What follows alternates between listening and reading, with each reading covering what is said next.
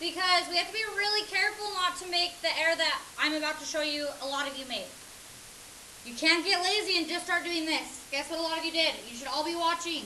Square root, square root. Okay, so we have an 8, so we're going to have x is equal to plus and minus 8. That is wrong, guys. You're skipping steps. There's a reason I tell you to do things a certain way, to not make errors. So everybody, to solve a quadratic, we set it equal to 0 first. We use algebra to get x alone, if you can. So can't I subtract 64 from both sides? So we have x squared equals negative 64. So when I square root both sides, root cancels out with power, we get x is equal to?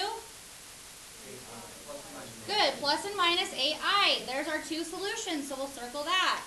Now, awesome, a lot of you did do that right. Now, we're going to work backwards. So we will now have, we'll add 8i over, and we'll subtract 8i. So we have x plus 8i times by x minus 8i. And we would stop. Why? If we multiply it out, we're going to end up right there, aren't we?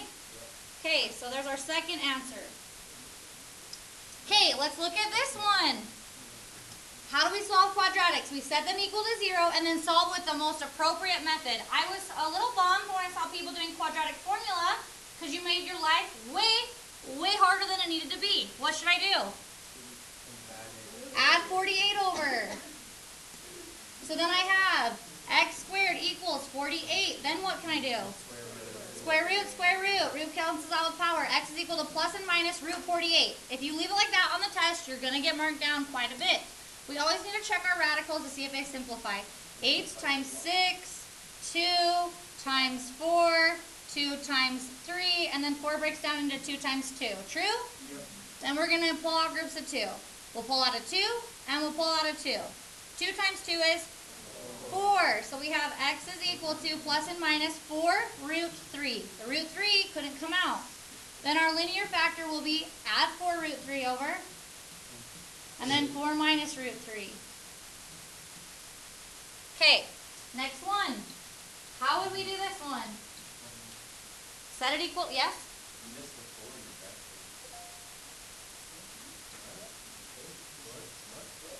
4 times 2, and then we broke down 4 into 2 and 2. You're okay. Okay, so looking at this one right here, we would say to solve a quadratic, we set it equal to 0.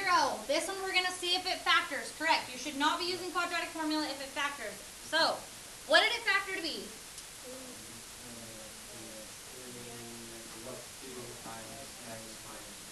Okay, now isn't that the linear factors? Great. So we've already answered the second part. Then those help us find our solution. So x is equal to, set it equal to 0. Then what would we do? Minus 2 divided by 3. So minus 2, and then we divide it by 3 next. And we also have x is equal to 1. Okay, let's look at this one.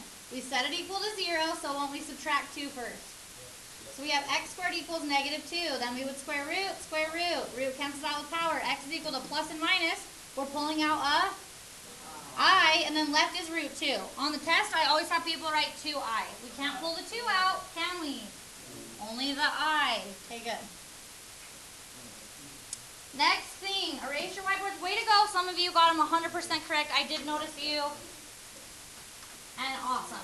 Okay, let's go the other way. Given the zeros, write the quadratic in standard form. So now we're given the solutions. We're going to work backwards.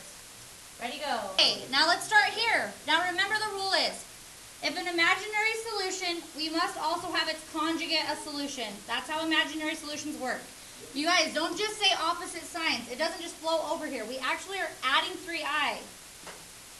We're subtracting 3i.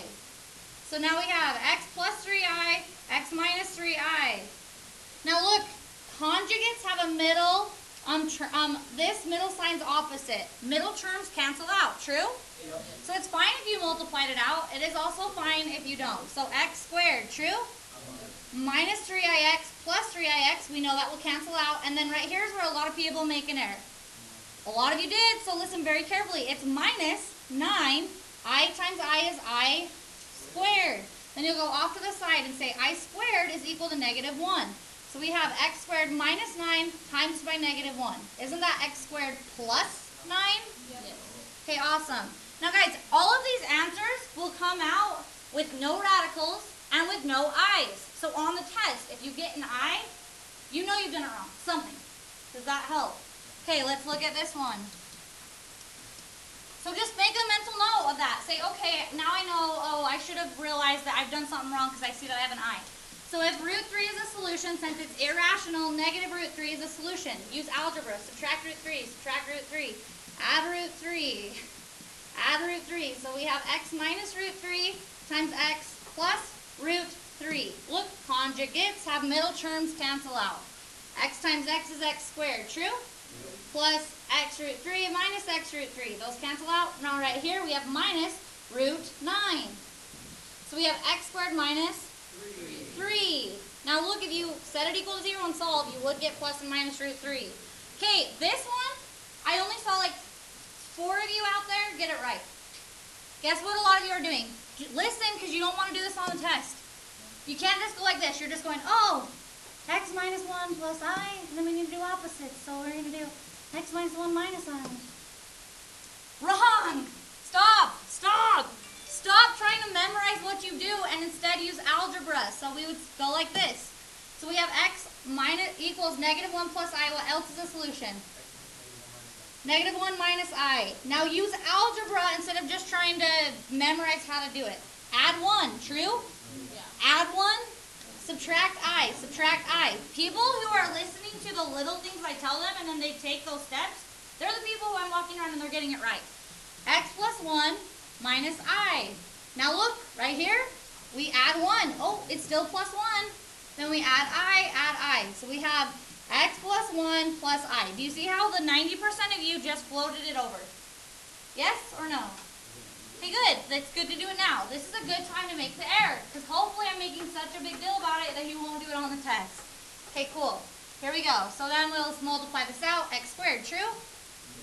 Plus x plus, yep, xi or ix, good. I'm going to cross that out to keep things nice and pretty. Plus x plus 1 plus I. Then I'm going to cross that out. Now I have minus ix, right? Minus I. And now right here, minus I squared. So let's now combine like terms. Cross them out as you go so you don't miss anything. X squared, x plus x, ix minus ix, minus I plus I. So we have plus 1 minus I squared. So isn't that plus 1 and then minus negative 1? Yeah. Which makes it plus 2. Okay, awesome.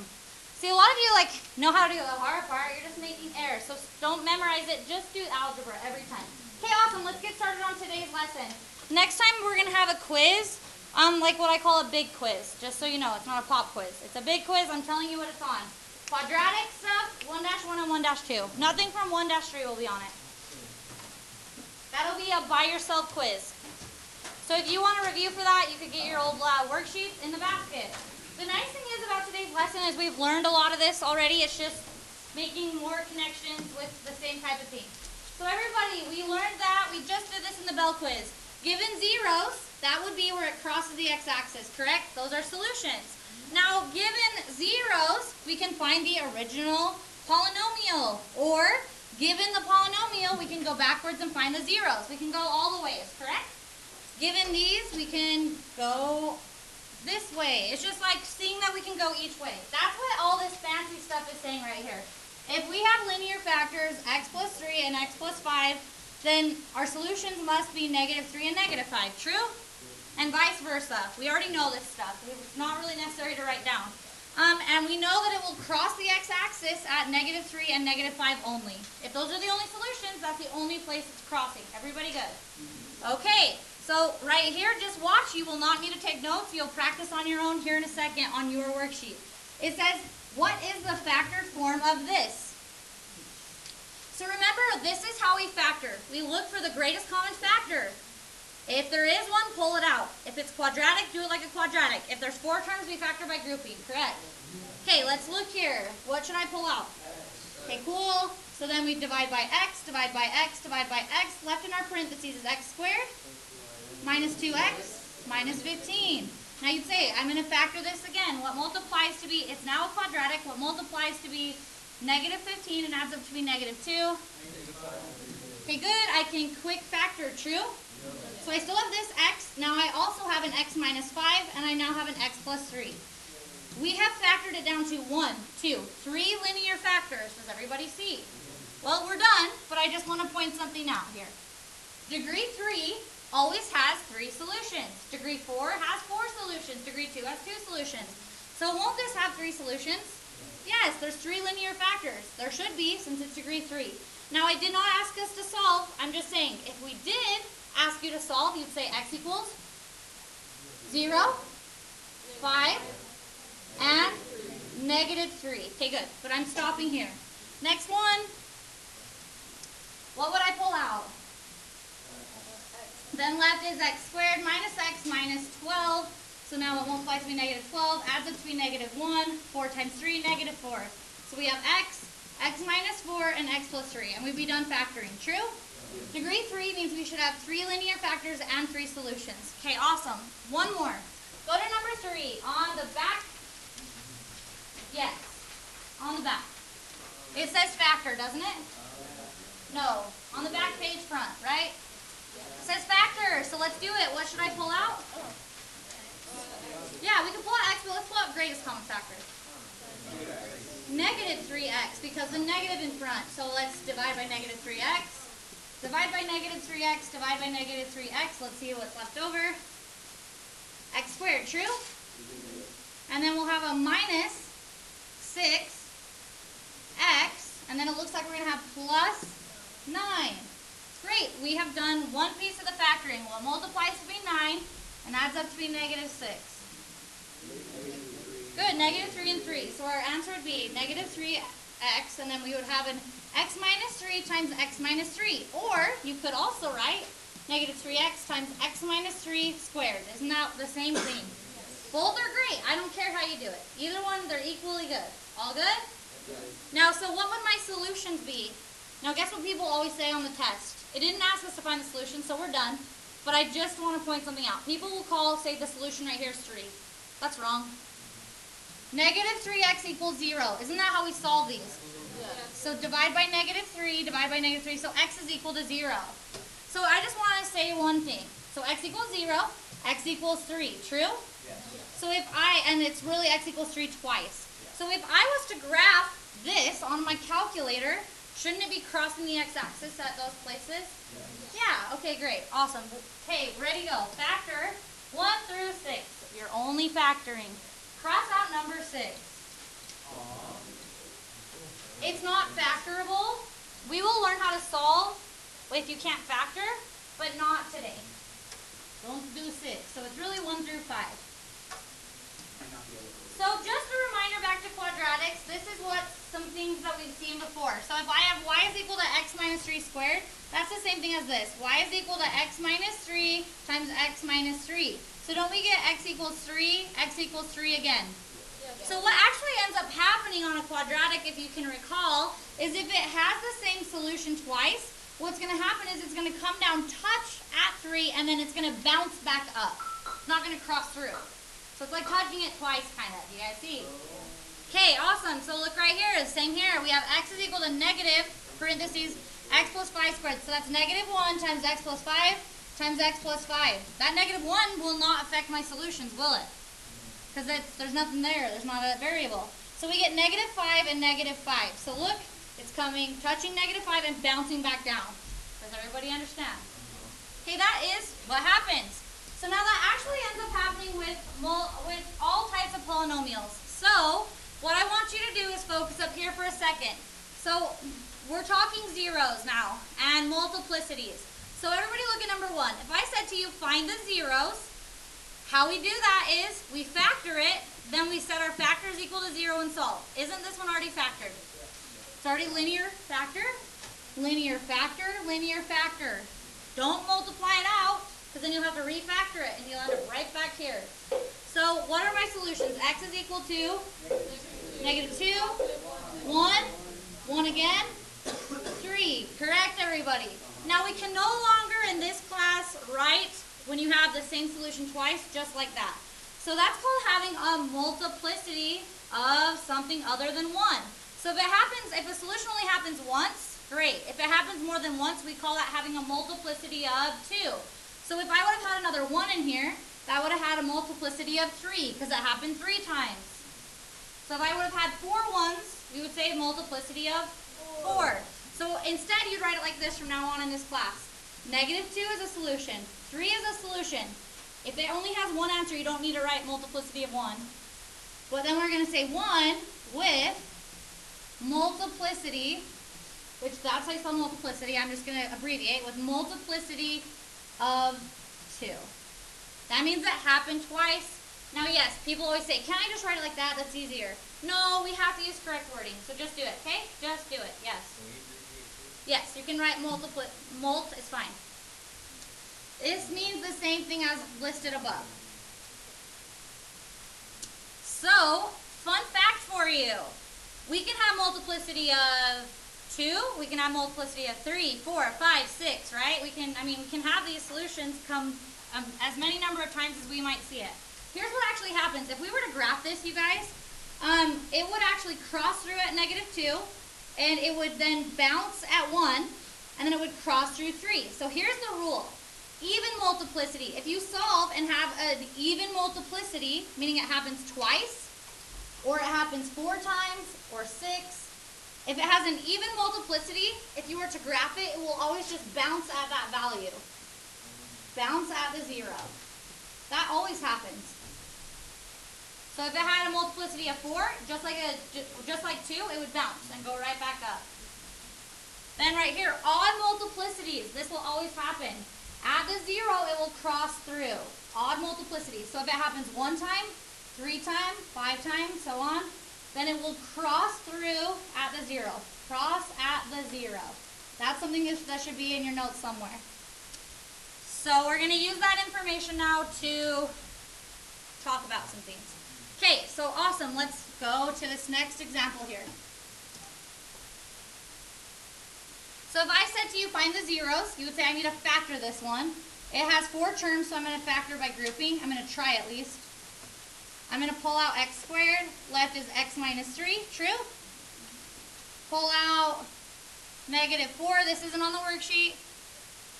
Left is x minus 3. So it does factor by grouping because our safe haven's the same. So I can pull out x minus 3, and then left is x squared minus 4. Is everybody with me? Factor the quadratic. What multiplies to be negative 4 adds up to be 0. 2 times negative 2. So we have x minus 3, x plus 2, and x minus 2. So my zeros are x equals 3, negative 2, and 2. None of those happen more than 1 time. So they all have an odd multiplicity. 1 is odd. You see how they only happen 1 time. So what's going to happen is, if we were to graph this, it will just cross through, cross through, cross through those zeros. It won't bounce. Notice, once again, degree 3, there should be 3 solutions. Look, this is actually degree 4. Why? Because this isn't in standard form, but if it was, we'd have a degree 1, 2, 3, 4. You guys see? So it should have 4 solutions, and it does. Okay, looking at this one, what are the zeros? So, x equals negative 2, x equals 2, and x equals 3. Now let's, if you were listed that, which you're not incorrect, that wouldn't make sense. How many solutions do we have? 4. Well, you haven't said that. By this, we've only said 3 solutions. How do you know it's not a multiplicity of 4? How do you know there are only 4 solutions? That's it. Right on. Hey, so he knows it's degree 4. Why? Because he just said 1, 2, 3 turning points. Everybody good? 3 turning points would be something to the 4th power. So there are 4 solutions. Yes? But can't you have x to the 6 turning points? Yeah, but we'll just go with, if we're given a graph, we're just going to do the lowest. Like on the homework, it said, what's the lowest possible degree this could be? Does that make sense? I see what you're saying. Valid. Valid. Okay, so we would say x equals negative 2 with multiplicity of 2. Make sense? Now count. 1, 2, 3, 4. Okay, good. Let's do this one. What are my zeros? 0? negative 3, so it's just going to cross through. Now look, this only happened one time, so do you see how it crossed through? It only happened once at 3, so it just crosses through. Okay, so now I'm going to talk about how we're going to graph these. Actually, no. Let's practice some like that. Okay, so go do problems 19 through 24 on page 2. Okay, once you guys see it, it's going to make a lot more sense, I think, once you see me doing it. So here are the steps to graphing, everybody. Write this down in your notes. The first step to graphing is plot the zeros. Plot zeros. Then your second step, after you plot the zeros, is to draw in your end behavior. Then your third step is to fill in the bounces or crosses.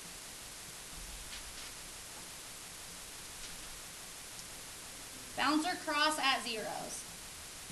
These are the 3 steps we take to do a rough sketch of a graph. We're only doing rough sketches, so we shouldn't even be using our calculator whatsoever. So, on this first example here, it says graph me. So you got to know what the zeros are. So we would factor it. So I pull out x, left is 2x squared, plus x minus 1. Then I would have to long factor it, unfortunately. So we could do that. What multiplies to be negative 2 and adds up to be 1, 1 and 2, negative 1. We'd have to do the long factoring though. Everybody understand that? So real quick, tell me what this would factor to be. Because I don't think I need to go through it in front of everybody. We know how to long factor.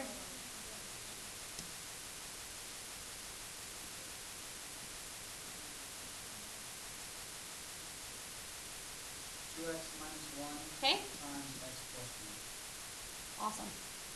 Do people agree? Okay, cool. So our solutions are at 0, a half, and negative 1. So that's our first step, is to plot the zeros. So it's crossing through at 0, it's crossing through at a half, and it's crossing through at negative 1.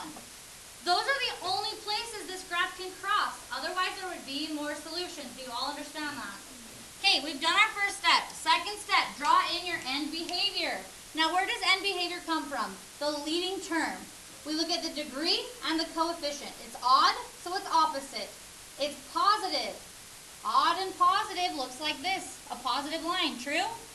So it's down and up. So this is the furthest. This one's, it's not going to cross down over here. We'd have a 0. So we go to this furthest 0, draw in our end behavior down, and then this must be going up, because that's what's happening at the far right. You see why we have to draw them at the zeros?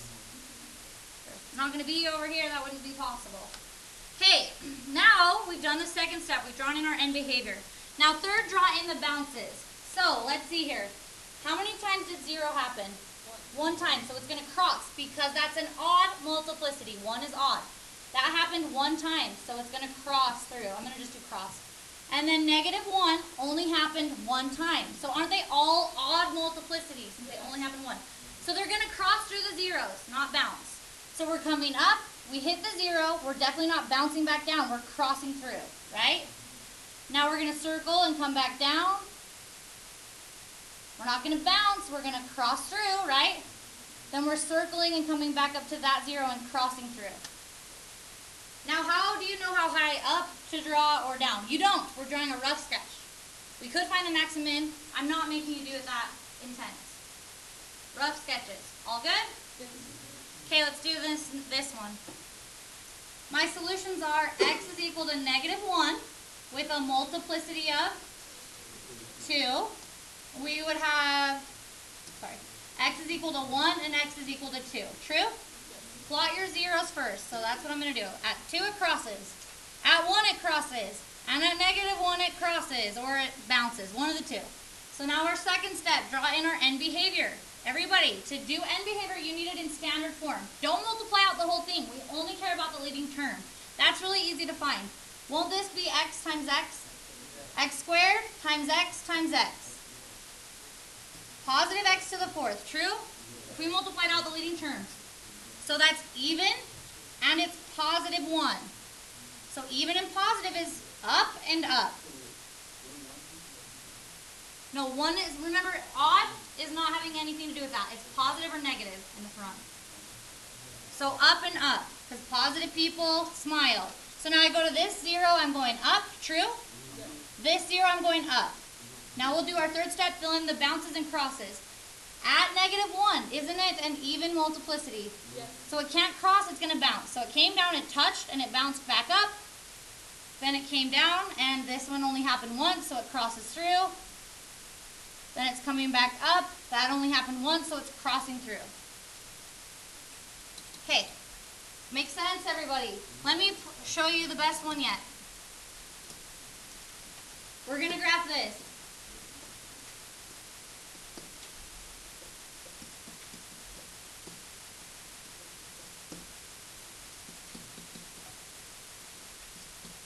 This is how I want you to graph. This is the rough sketch. This is all I need from you. So let's say that this was our solutions, our zeros. So this is all I need, because you don't have graphing paper. I just need a rough sketch. So the first thing we would do is plot our zeros. So here, -1, it's crossing at 2, right? Then it's crossing at 3, 4, 5. Then it's crossing at 7. Okay, I plotted my zeros. Next thing, drawing my end behavior. Let's see. 1, 2, 3, 4, 5. 6, 7, 8, 9. 10, 11. If we were to multiply this out, the front thing, so look, subtract 7, subtract 5. You see how it would just be x times x times x that many times? So it was x to the 11th, right? It's odd, it's positive. So it's down and up. So I go to the furthest zero. Down and up. Let's fill in bounces. At -1, how many times did it happen? 5, so it crosses through. That's odd. Then it's coming down to 2, and then what's happening? Bouncing back up because it's even. Then it's coming down through 5, isn't it? Crossing through, and then it's crossing through 7. Okay, cool. Go do some on your homework. 7 through 12. Number 6, it says, given these solutions or these zeros, find the original polynomial. We know how to do this, it's just making sure we're good. How many solutions are there? 4, so what degree should it be in the end? 4, so let's work backwards. If x minus 1 is a solution, x plus 1 must have been a factor. X plus 2 must have been a factor. X plus 3 must have been a factor, and x plus 4, correct? Listen to the steps we take when multiplying out 4 things. When multiplying 3 things, remember I had you multiply 2 and then multiply in the third, correct? When multiplying 4, multiply these two together, multiply these two together, then multiply it all together. So make sure you combine like terms. So distribute this out. X squared plus 2x plus 1x, so that's plus 3x plus 2. That's all like terms combined. Multiplying out this one. X squared plus 4x plus 3x, which is plus 7x, and then plus 12. So have all like terms combined and everything before you start distributing this stuff through.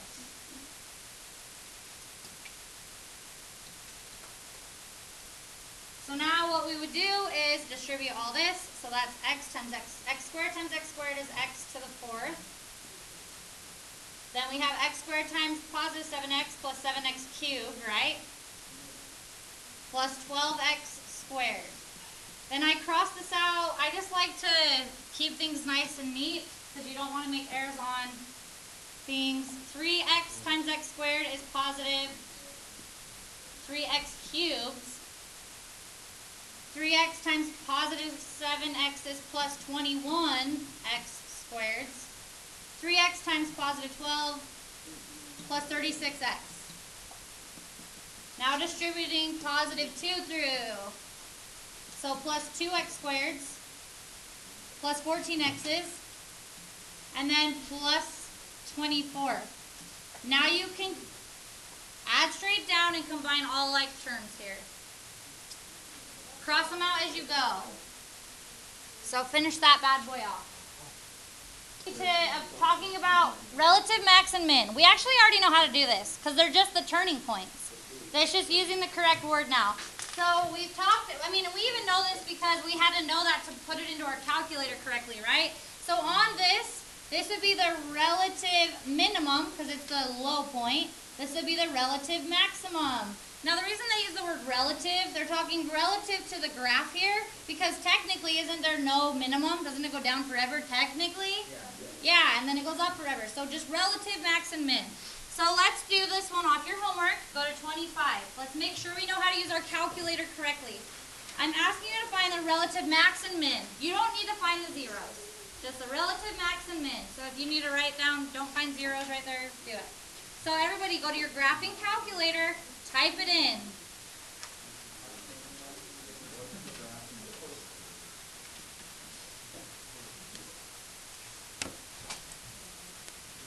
Yes. Yeah, this is the only way we can find it.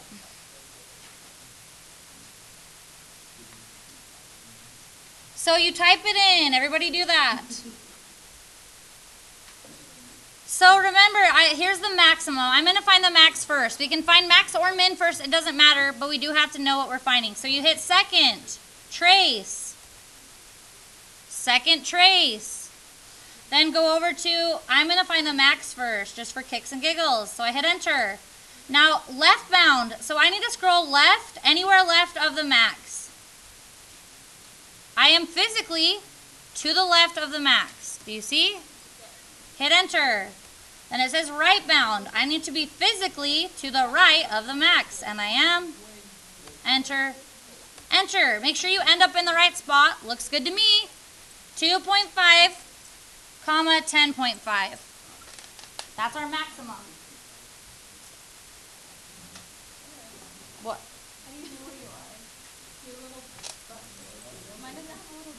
So this is how you should write it. Was it 2.5, 10.5? Thank you. 2.5, comma 10.5. Now everybody, what that means is at 2.5 we're at a maximum height of 10.5. True? Okay, sweet. Now do second trace min.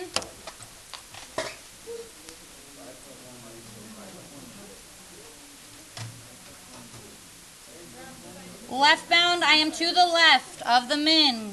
Enter. Scroll physically to the right of the min. I am there. 5.1, comma negative 7.1.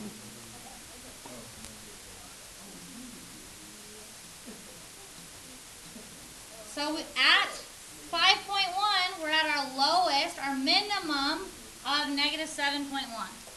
All good? Okay, sweet.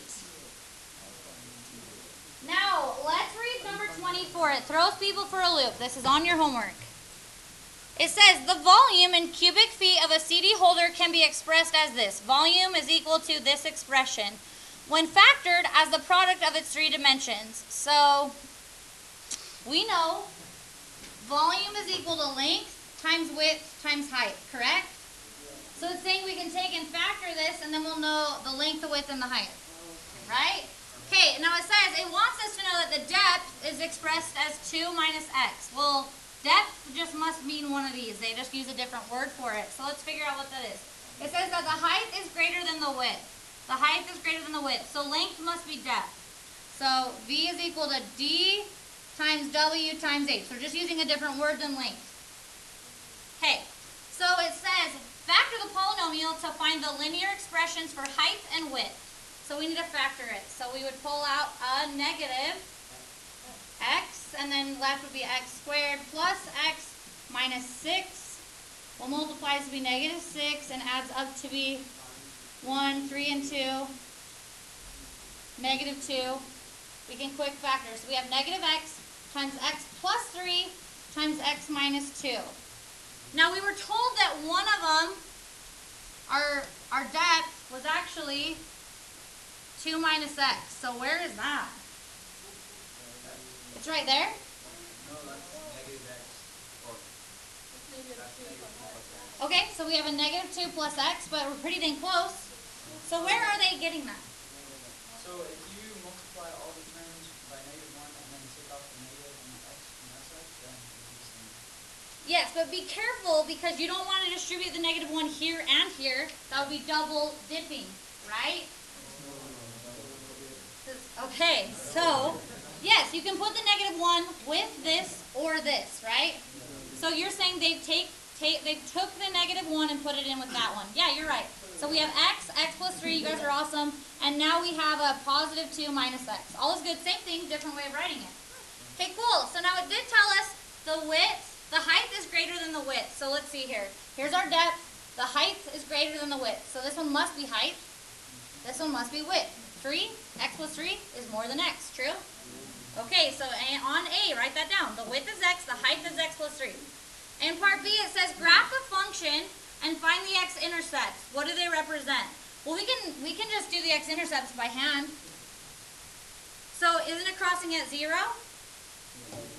0, it's crossing at negative 3, and it's crossing at positive 2, right? If you set that equal to 0, you'll subtract 2, then you'll divide by negative 1, which is positive 2. So that's where it's crossing. We know it's up and down, true? Yeah, Up and down, and then they're just crossing through, true? Okay, this is a rough sketch here. I like it. So in part B, it says find the x-intercepts. What do they represent? Guys, isn't this representing at a certain amount, we have a certain amount of volume up? Right? So what do the x-intercepts represent? When volume is? When there's no volume. So you write that. When the volume is 0. When there is no volume. Then C, it says, what's a realistic domain? Well, let's think about this in real life. Could we ever plug in? So this is representing volume. Now think about how volume works. You have a bucket, you're pouring in water, and you get out some amount of volume, right? So could we ever pour in negative volume? Are we ever going to plug in negative water? No, so all this stuff is not realistic. That stuff is not good for that. Says, what is the realistic domain? Now, if we plug in, think about it, if we plug in some amount, are we going to get out negative amount of volume? So also, this is not good. Not realistic, it's saying. So our domain, really the good domain, is only from here to here, true? Okay, so your domain is actually, your realistic domain is from 0 to, I think that was a, oh, it is a 2. Yep, 0 to 2. Write that in.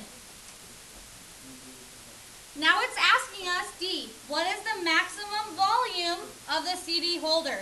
Wouldn't we just find that? That's the max, guys. Right? That's representing the highest amount of volume. Right there. So do second trace, find the max. And then it says, what's the highest volume? So in this one, we wouldn't list it as an XY point because it's asking us, what is the highest volume? So you'd say, at this amount, we're at the highest volume of this. Let's just talk about how we would set this up, okay? So it says, a storage company needs to design a new storage box that has twice the volume of its largest box. Now this is very realistic. This is something that a storage company could actually want. They would hire an engineer to come figure this out for them because they're not going to be able to think mathematically. So its largest box is 5 feet long, 4 feet wide, and 3 feet high. So let's draw in the boxes that they currently have. I'm going to draw in a picture to give me a visualization. The storage company right now has a 5 by 4 by 3, and order doesn't matter of where I put those, right? Okay. The new box must be formed by increasing each dimension by the same amount. So they want you to uniformly make their storage box bigger. They want it the same exact shape. Does that make sense? Just bigger. So we want this bigger box that's going to have the same shape. I didn't draw that the same shape very well, but whatever. We're going to increase it by the same amount. We don't know the amount, do we? So wouldn't it be 5 plus some amount? And then we're going to do that same amount here, 4 plus that same amount, and then 3 plus that same amount. Now we needed to have twice the volume. So can't we find the original volume? 5 times 4 times 3. 60. We needed to have twice that. So how much volume does this one need to have? 120. Okay. So now let's set up a true statement. This is what we know. We need the length times the width times the height to equal 120. So 120 needs to equal the length, x plus 3, I like putting x first, x plus 4, and x plus 5. Now, we can sit and guess and check by plugging stuff in, but that's probably not the best way to do it, because what if it's a decimal? So instead, let's use our calculator. So now it says, how can you write the dimensions of the new storage box? We've already done it. X plus 5, x plus 4 and x plus 3. Then it says, how can you use the volume of the current largest box to find the volume of the new box? 60 doubled is 120. So now this is my truth statement. I gotta have more room. X plus 4, x plus 5, and x plus 3. Okay, everybody, go to your graphing calculator. Let's solve with our calculator. So, what you're gonna do is, you wanna know when this function equals this function, true? When are they, what x value can we plug in to get as high up as 120? So what you're gonna do is go to your graphing calculator. In y1, we're gonna type in 120. We want a straight line at 120, because that's how high up we wanna go, right? Then our statement, our other function, so go to y2, is x plus 4. You don't need to multiply it out, just put it in this format, x plus 3. I hate typing on this up here. And then x plus 5. Now think about your window. Don't we need to see at least as high up as 120? That's going to be a straight line up at 120, yes. Or you can just go on the table. Yeah, or you can go on the table, but once again, some people's, if you have decimals in the future, it might come out to be a little off. So everybody hit graph, but I can't see the straight line. Well, it makes sense. I need to be higher up. I need to see up to 120. So go to window, window, window. Where's window? I just can't see.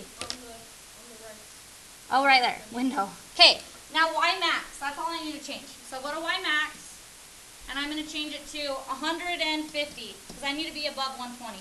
I'm going to hit graph. Can I see where they're intersecting? That's when they're equal. At that x value, they're equal. So now hit second, trace. We want to know when these functions are intersecting.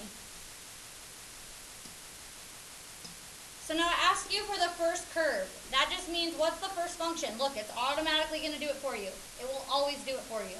So hit enter. It says second curve. That just means what's the second function that you're trying to intersect? Look, it says it already. Hit enter. It says, do you want me to guess where those things intersect? Yes. At x equals 1. Now that one came out nice and pretty. They won't always be that way. It could have been 2.5 feet. It could have been, and you would have done it. Does that make sense, everybody? So 1. So you literally say they need to increase it by 1 foot. 1 foot. Yeah. I didn't know if I was saying right. Make sense? Okay, cool. That is the end of the lesson. Right? The bell will ring in 2 minutes. We did good today.